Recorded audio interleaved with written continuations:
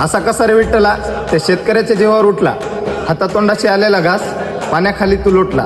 प्रत्येकाला तोंड देत एकटाच तो लढतोय, कुणीच देत नाही रे साथ त्याची, तू तरी का त्याच्या जीवाशी खेळतोय.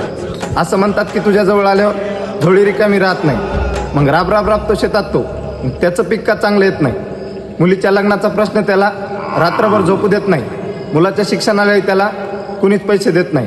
बरं इकडून तिकडून त्याने पैशाचीही सोय केली, मग अवकाळी आला पाऊस, त्याच्या पिकाची माती झाली. एवढं सारं दुःख तो सांगणार तरी कुणाला, डोळ्यात देखत वाहा तरी सारं काय वाटत असेल त्याच्या मनाला.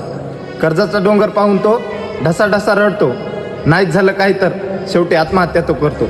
असं कसं रे देवा त्या शेतकऱ्याचं नशीब लिहिलं, जो जगवतो सर्वांना आज त्याचेच झाले हाल.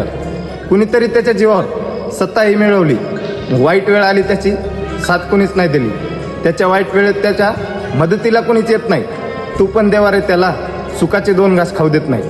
चुकलं असेल त्याचं तू माफ त्याला करशील का, आणि थांबून अवकाळी पाऊस त्याच्या रानात त्याच्या पोटापुरतं तरी ठेवशील का.